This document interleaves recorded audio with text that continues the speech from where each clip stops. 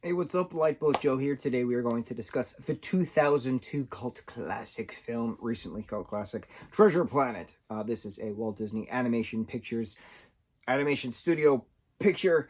Incredible film that it is. Now, 2002 was kind of big for Disney. You had Return to Neverland, then you had Lilo and Stitch, June 21st, 2002. I remember the date specifically. And then this came out, what, November 27th, 2002, something like that. This is the final cartoon film that we will be reviewing for the time being because of our meme postings and galore. There's Jim postings, a group on Facebook, hysterical memes that are spurred from this glorious film that gets no recognition, and it drives me nuts. So, 2002, this movie came out. I was 12.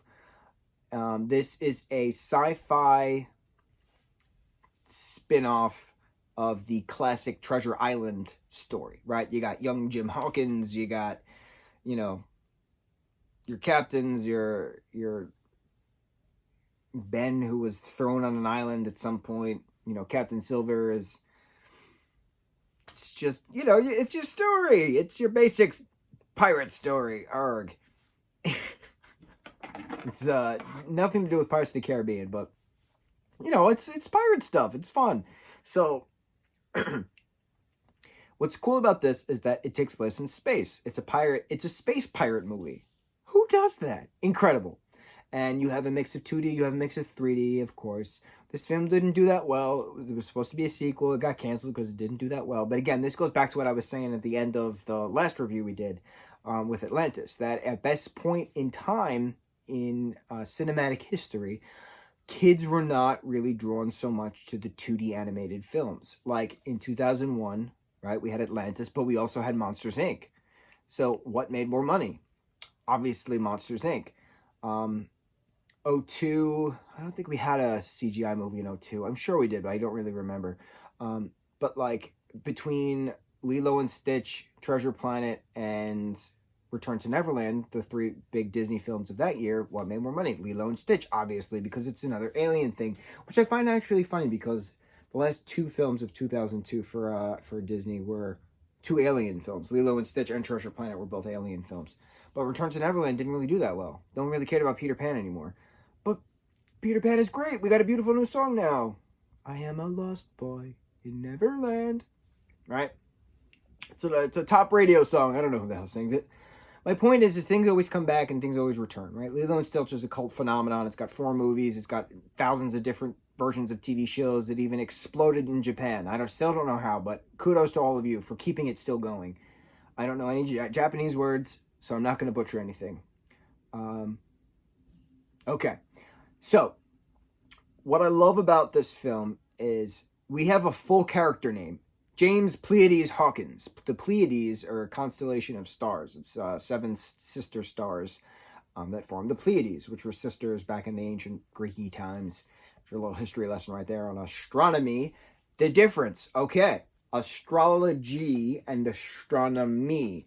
Astrology is like Capricorn, Taurus, Sagittarius, Pisces, Aquarius, those like signs, the zodiac signs. Astronomy is like stars and planets and like, stuff. Not like the mythology stuff, but like the stuff. So mythology for astrology and stuff for astronomy. I don't know how you're going to remember it, but you'll eventually remember it. I remember it because of Axel Heck from The Middle. So thank you, oh awesome one that you are. Yeah.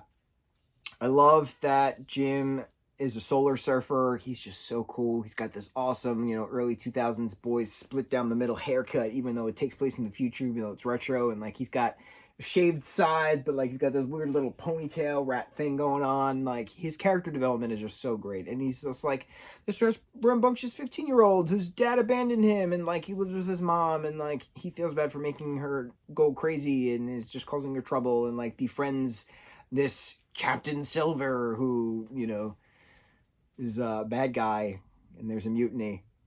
And then you got one of the guys going transparently and cabin boy. It's just fun. And then Onus just screams from the crow's nest, and it's fun. And then eventually you get to Treasure Planet. It was where the treasure's in the centroid of the mechanism. Thank you, Ben, for that. It's just fun. It's a fun movie with incredible music, a gorgeous score, amazing musical moments, just finding your place. You're gonna rattle the stars, you are, Jim. You got greatness, and you're gonna rattle the stars. And I get teary eyed every time I think of it or hear the cyborg say it, and like, it touches me on a personal note. I love Morph. I made a Morph back in the day with Clay. I still have him somewhere. He's somewhere over there. I love Treasure Planet. It's just so underrated, and I really need there to be a live action film. Rumor has it there's going to be a live action film. So I hope it goes through. Have you guys seen the 2002 Disney animated feature film Treasure Planet? Do you wish it got more notoriety than it did? Because I do. I really wish it did. And that's all I've got for today. X marks the spot. You're going to rattle the stars, you are. You've got greatness in you. Mucho mahalo.